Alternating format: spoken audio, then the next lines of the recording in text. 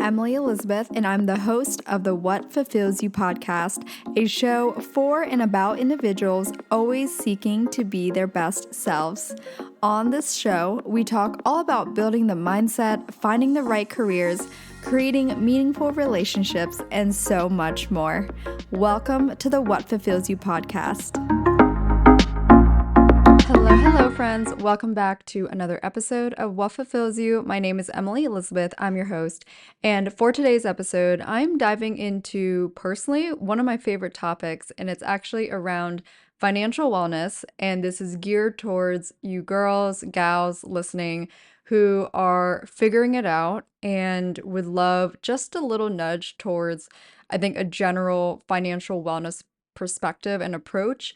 And of course, prefacing, I am no financial expert and I learn a lot from those who are experts. But that being said, I'm very aware that not many, and this is coming from not only just like personal experience, but also being around a lot of girls my own age.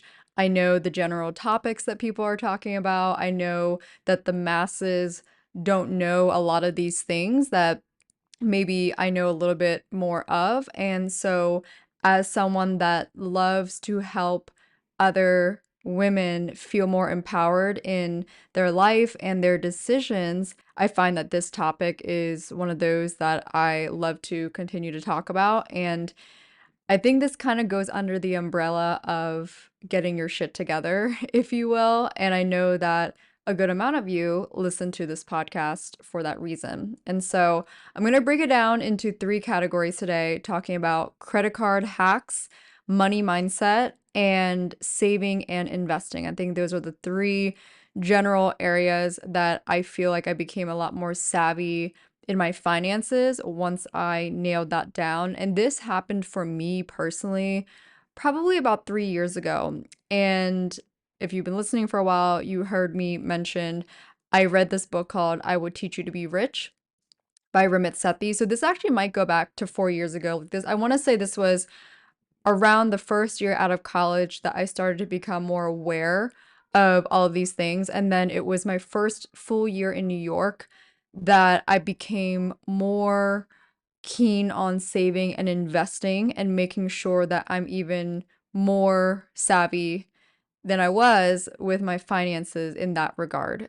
Starting with credit cards, I'm going to share with you my personal experiences with specific credit cards, why I have utilized them or why I still utilize them, and different ways to get better at knowing which credit cards to apply to. Because I think if you're listening and let's say you're recently out of college or you're a couple years out of college or what have you, in general, I think most people don't know what to do with the credit cards and all the options on the market. And so I will kind of break it down from my perspective. I have experience with the Apple Card, the Bilt card, Amazon Prime Visa card, American Express business cards, and that's both Platinum and Business Plus, and Capital One Venture.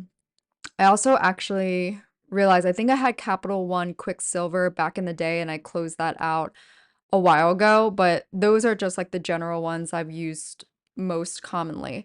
So to backtrack, I will share why I have used each card and how I break it down into like each category and where I spend. And this is where the savviness comes in, right? Because when you first have a credit card, most of you, like myself back in the day, you probably use that one credit card for everything. And it's just as you get better and better with spending, saving, and knowing how to use a credit card, this is where you want to learn how to be savvy. So this is perfect for if you're there already. I got the Apple Card because I found it convenient, especially at the time that I got it 3 years ago. It's 2% cash back on everything. There are no international fees.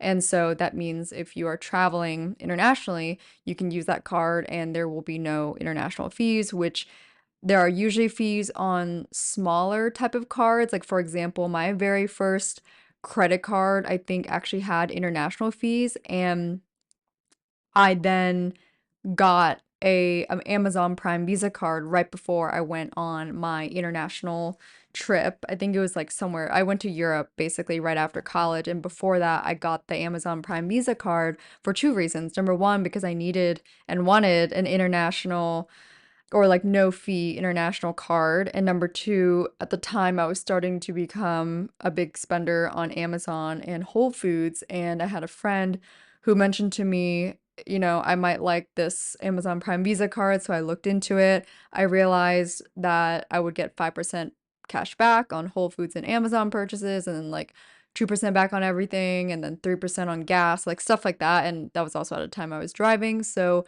to me, it made sense, and so I got that card. But going back to the Apple Card, again, at the time that I got this card, it just made a lot of sense for me, and I still use it, but it's not necessarily as much of a primary card or primary personal card as it used to be. But Apple Card is a very good card if you want it simple and you don't want to keep track of everything and you just want the classic 2% back on everything, so 2% cash back. And the nice part with the Apple Card is that it goes directly into your, I think it's like your Apple Cash or something, and you can spend that right away in your Apple Wallet. So I do like that. And that one, again, I personally use that for just personal purchases, maybe like shopping or I don't know, just like anything really. Could be even like my shopping at Sephora, right? Like I just know I'll get 2% back and it simplifies everything for me. The next card that I very much love, and I've talked about it before, is the Built card. It's BILT. I've been using Built for, I think, 2 years now, or almost 2 years.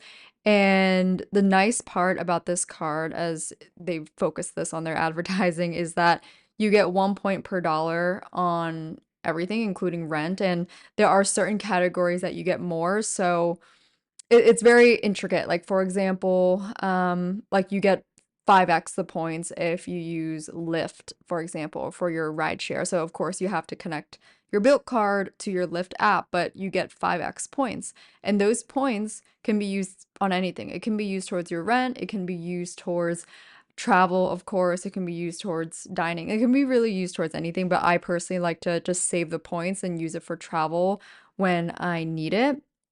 And I also use Built for a lot of personal purchases as well. It just depends. I don't have it top of mind knowing where it's best to max out on the categories, but basically, I try to use each card based on the best category it is for and where I'll get my most bang for buck. So I might not connect my Built card to the Uber app, but I connect it to Lyft because I get 5x points. And then maybe on Uber, I'm using a different card. But just small stuff like that. Again, some of that might not matter to you yet because you're still in the zone of, I just want to get one new card and I don't know which credit card I want.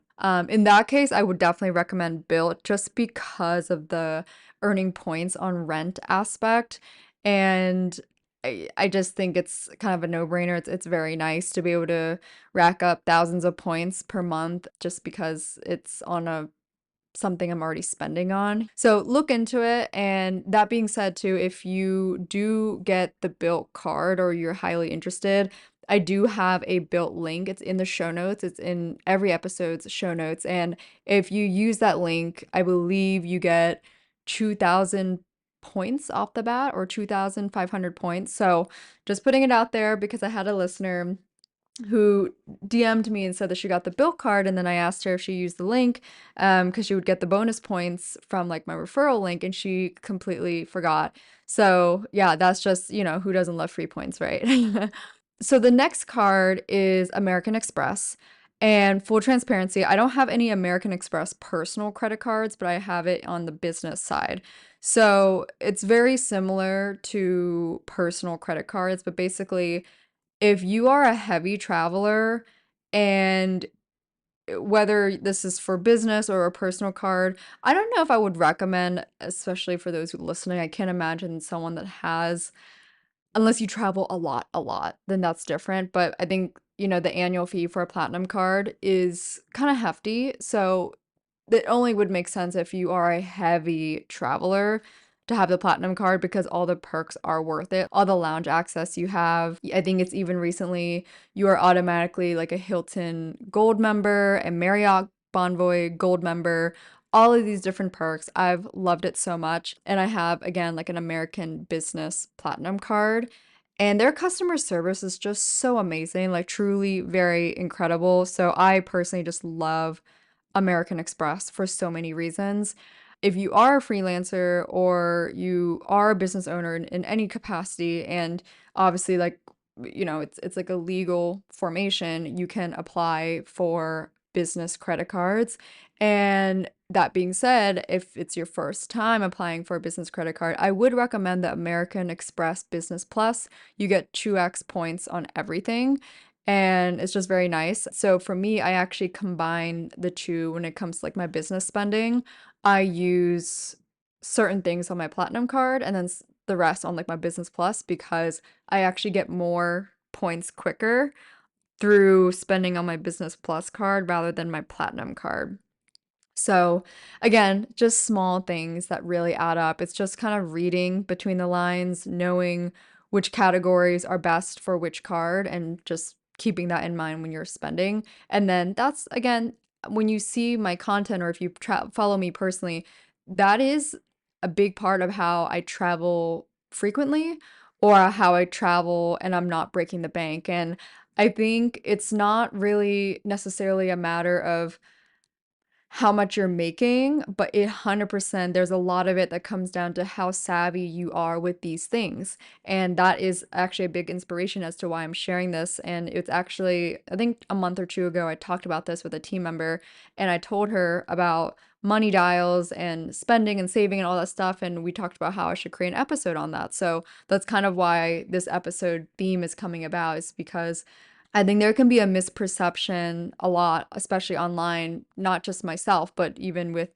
influencers or people that travel, you see, eh, not always, but sometimes or oftentimes it's because they've gotten really good with their credit cards and knowing which one to use, and they rack up the points, and at least at minimum, they're using those points to make the trip cost less. And that may be very fascinating to you once you kind of figure that out, because then you could probably travel more or just at least do more things that you would want to do without breaking the bank as much. My last credit card experience is Capital One Venture. I think it's the Venture One card actually. And I like this card for many reasons. It's also a very good travel credit card. And Chase, I think Chase Sapphire is as well. I've never had that, but that's also why I'm not talking about it. I've never used it, I've never had it, but I've heard great things about it. But going back to Venture One, to my knowledge, at least when I got that credit card, it was actually a deal that was like 0% APR, meaning like 0% interest for, a certain amount of time. So I think I had that for 18 months. And that's just nice because you should never be spending more than you can afford. That goes without saying, but kind of just nudging for those of you who might not know this, but if you have a credit card that has 0% APR introduction rate for like a certain amount of time, that means all you actually have to do is pay the minimum and you don't have to pay interest on whatever the balance is. Now, I'm going to put it out there again. I would not recommend that because that can become a bad habit, but I would share this piece of advice for those of you who might not know that that is a thing and that you could perhaps, like, let's say you're in a little bit of debt, right? I know my girls out there, maybe you've overshopped, maybe you're just in a rut right now, career wise, or maybe you lost your job, something of that nature. I think something to know is that you can transfer a balance you have, like a credit card balance, to another credit card that has 0% APR. And yes, you'll pay like a little bit of a fee on that balance transfer, but then you can at least let it sit for all those months and not have to continue to pay interest on that balance that you have. And so let me just create a fake number. Let's say you're $1,000 in credit card debt and you need time to catch up to pay and you don't want to be paying interest month to month because you're not paying that full balance off. Switch it to a credit card that has a 0% APR intro offer it's usually for 12 or 15 or maybe even 18 months. And if I were in your position, I would take the amount that I have remaining, so let's say it's $1,000, and I would divide it by how many months are in that intro rate. So let's say it's 12 months. Okay, I would take $1,000, divide by 12. That's how much I'm gonna pay monthly minimum to make sure I'm on track to pay off before that 0% interest ends. Hope that makes sense. If you are curious about this, look this up yourself. There is Google, there is the internet, and once again, this is also how I learned things many years ago, and now I'm sharing that with you. But moving on to figuring out how to spend on each card, what I alluded to earlier, for me personally, I chose to spend my Apple Card on personal purchases. I use my Bilt card on rent, dining, personal travel, because again, that's where I cap out or max out on everything. I use Amazon Prime Visa on anything owned by Amazon, so like Whole Foods, Amazon, etc. I use Capital One very lightly, but I also use that on personal purchases and also travel if needed. And then, of course, my American Express cards are just business related items only. So that just kind of goes without saying. But again, even with two business credit cards, I'm still very specific about what I'm using my platinum card to pay for and then what I'm using my business plus card to pay for. Because, yeah, like if I'm, for example, if I'm eating dinner at a restaurant and it's like a client meeting or like work related dinner, I'm actually better off using my Business Plus card than my Platinum card just for points sake because I'm gonna get 2x points on that meal. And Platinum, I think I only get 1x. So you just got to be aware of which categories are best for which card. And lastly, on that point, just know what your priorities are because for me at one point, it was just cash back. That's what I really wanted. And I would use that cash back towards paying off my credit card or like paying towards a statement. And so as I have grown up over the years, as I've become more savvy, as I have increased my income, I have shifted my focus and my priority to earning more points to travel for free. Again, it just, you got to reflect on where you are at, and maybe you are in a place where you just want to get cash back on all your spending, then maybe like an Apple card or an Amazon Prime Visa card or something even different, right? I'm sure there's different cashback cards, but maybe that should be your go-to card next, right? Or maybe you're ready to have a card where you rack up points, then I would probably go for Bilt, that card, and especially if you are paying rent where you can get points through that for that through Bilt. So the next topic I'm going to focus on is money mindset, and this very much just comes down to knowing how to spend your money and not being afraid to spend it in these areas because I think the classic approach is spread the pie, make the pie equal, and give everything an equal opportunity. And that's something I learned from Ramit Sethi, which is Money Dials. And you actually probably don't want to equally spend everywhere because that's where you get limited on what you actually want to spend on. So in his book, I Will Teach You to Be Rich, he talks about money dials and picking 1 to 3 areas in your life that you'll spend majority of your money on. And the rest of the categories are just where like less of your money is allocated towards. So for me personally, I have 3 focuses, and they go in order from health related, home, and experiences. So, health for me is like workouts or a gym membership or food. Like, I will always be willing to spend more in this category because health is a big priority to me. So, it's interesting because, like many people talk about, oh, I don't have the means to spend this on that or whatever, right? And if you were to really look at how you're spending your money, you pull out your credit card statements and you look at what you're spending on, it's probably very likely that you do have the means to spend more on categories that like I'm sharing, for example, but it's very likely that you're allocating that extra money that you have towards things that I don't spend on. So, for example, I know of someone that spends over $100 on her manicure alone, not even mani-pedi, but just manicure. And I couldn't. Like, again, for those of you who don't live in expensive cities, then your manicures are probably even cheaper than this. But the place that I go to get a manicure, it's $45 or $50. And that's like the whole, everything. And that's also with like dip powder. And compared to other parts of the city or even in California where I went, that's quite a good price, right? And it's not like I go to a very bougie salon. It's also not like I go to a salon that's like a hole in the wall either. But that's an example, an area in my life where I just wouldn't spend extra money on. Or coffee, for example. I definitely do not buy $5 coffees on a daily basis or 3 times a week. That definitely does not happen. Again, I'm not shaming anyone if they do that, but keep in mind that adds up, and that's probably where I'm taking that extra 15, $20 and pouring into my Whole Foods order or pouring into an extra Pilates class or whatever I'm spending on that, again, outwardly you might think, oh, I just don't make enough to like spend on that. Well, that's where it just comes down to strategy. So another part is home. I love my home. Definitely have always advocated to myself for just being willing to invest in my home.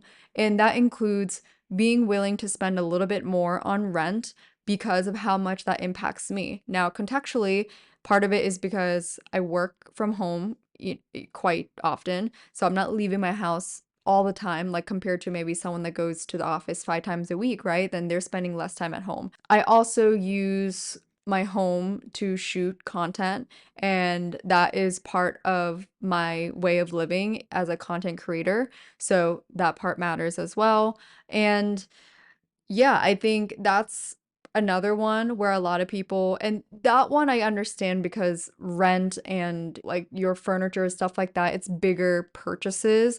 But again, there's a lot of random small stuff that adds up that I certainly don't do, that I'm sure if I got a spreadsheet and could compare how this person is spending and how I'm spending, it might add up in a similar way, but we're just spending in different categories. And the last one would be experiences. So for me, in this category, that goes dining and travel. So I love just dining at a nice restaurant. That's always been my thing. So I do things like this over like concerts, for example. I don't spend money on concerts. I don't spend money on like just casual drinking or casual happy hour or miscellaneous activities, right? Or like I definitely don't buy that random Zara like shirt or that random, and again, nothing wrong with how one spends their money. But this is for you if you are in a place in life where you want to change how you spend your money and you know that you never actually thought about how you're spending money. And this is your first time maybe hearing the concept about money dials. This is a great place to start, and you might learn that you could afford more of the quote unquote nice things that you think you can't afford if you took back from the things that don't matter as much. And 5 different things that are $20, let's say it's like a cocktail, right? Like you go randomly drink and it's $20 here, $20 there, and you do that, I don't know, 3 times a week. That is $60, right? Just that $60 can get you a lot of different things. And so this is a great wake up call for anyone that wants to change how they're spending money and actually feel like you're getting the most for your money. And trust me, it took me a while to get to this place because I used to spend on like random coffees and all of those things, and it just adds up so much. But I realized that I don't always finish my coffees, so I always felt wasteful. And secondly, I love making coffee at home because it's just so much more convenient. I enjoy the art of making coffee, so it just doesn't make sense for me to spend $5, $6 3 to 4 times a week when I could just do that at home and take that, what, $24 and spend it towards, I don't know, something else, right? $24 can get you a lot of different things. So it's just a matter of how you view money and what it brings you. And ultimately, if you're not sure how to narrow it down, figure out your top priorities in life in this current chapter and also what brings you joy, what actually lights you up, right? Like for me, I enjoy buying a coffee at a cute cafe, but it doesn't bring me as much joy as, I don't know, having a nice view from my apartment. You know what I mean? So I don't know. It's just random. That's just how I think of things. Take what you like or take it as you will. But let's go into the final topic, which is around saving and investing. So, my first big tip is to know how to save. I did not actually know how to save until I read that book that I mentioned earlier. And the first change that I made was closing the savings account that I had back, whatever savings account that was. And I opened up a high yield savings account. So I had like a normal savings account, and then I switched and created a high yield savings account. I personally opened up one with Capital One. And I think that might have been the one he recommended as well, but I looked into it and then learned that my best go-to action is going to be opening up with Capital One. It basically is a savings account that earns you interest. So you earn some money by holding your money there. So for those of you who keep all of your cash in a checking account, and you're using that as a place to save your money to, like it's not it's not gonna do you justice. Or if you were like me and you had it in just like a normal savings account and you were earning maybe like 5 cents a year on it, that's you're also not doing yourself justice. So open up a high yield savings account and put your savings money there. So the next tip I have when it comes to savings is keeping about 3 to 6 months of savings in cash in this account. And what 3 to 6 months typically means is just what it costs for you to live on a month-to-month basis. So a easy way to figure that out is take your rent and multiply that by 3 or 6. And that's just a somewhere between there would be ideal for you to have in your high yield savings.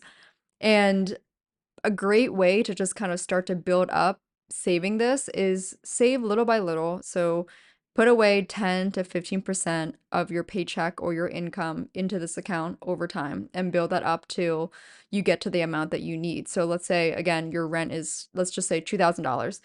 Build it up to $6 to $12,000. I'd say a nice sweet spot would be like probably 8,000. I know everyone is starting at different points, and it does take a while to build up that savings. So while you're saving, don't hold back from investing either, because investing your money long term, so especially we're not going to go into big numbers or different intricacies, but we're gonna go into like basic investing, like a 401k or a Roth IRA, and like what kind of funds to put it into. You still want to do that even if you aren't at a place where you have the 3 months of savings in cash that you would want, right? You still want to kind of do both. So I would typically recommend just put 10 or 15% of your income and build this account slowly from wherever you're starting. Diving into investing, 401ks you probably have heard of. And so if you work for a company that offers you a 401k, definitely max it out. So whatever your employer is matching, max out your 401k. The other part to that, though, is knowing what your 401k is investing in. So a simple method that I learned from Ramit Sethi is index funds, or even more to simplify it, a target date index fund. And a target date index fund, it goes by the year that you plan to retire. And I think this just simplifies all the overthinking, all of the, oh my God, there's so many index funds, I don't know which one to choose. I think that would be a great place to start. And again, if you're more savvy than this and you know this information already and you know how to like bring it up a notch, then ignore this part. But this is for those of you who just want to be more aware of the basics and how to be more savvy with saving from like a fundamental level. Now, one more step. If you are a freelancer, you're self-employed, or like, you're just making different money, whatever. Maybe you're in college right now even, and you're making kind of money from like a part-time job or something, and you want to actually start investing as well. This is like a category for everyone, by the way. No one's not included because I'm about to talk about a Roth IRA, and this is post-tax. So whatever money you put in here, it's already post-tax. Like, let's say you're earning, like, after tax already, you're earning, I don't know, $500 a month from your part-time job in college. You can still take some of that and put it into a Roth IRA and start that up. And same thing, you can invest into an index fund. That's where I would personally start. Target date index fund to simplify it, to make it even easier for yourself. And you can put up to $7,000 a year, if I'm not mistaken. I don't think it updated this year, but I believe it's $7,000 speaking in 2025. You can put that up away for the year. And again, you can open up this account regardless if you have a 401k, regardless if you are working part-time or you're self-employed, whatever. This is a great place to start.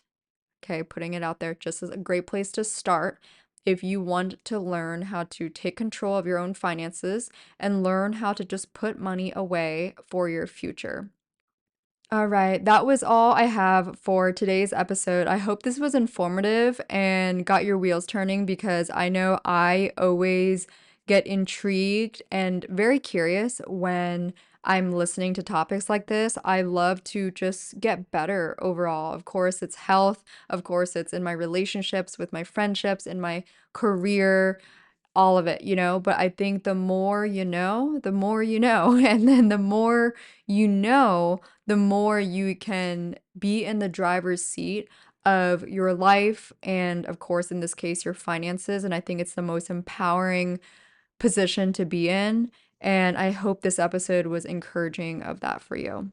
As always, if you enjoyed this episode, let me know in my DMs. You can message me at Emily E. Duong or at What Fulfills You. Share this episode with a friend, especially the one that you know who could just use a little general guidance and you think this was helpful.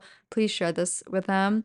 And if you haven't yet, quickly rate and review the podcast on Apple or Spotify. It just takes a few seconds. That's all I'm asking.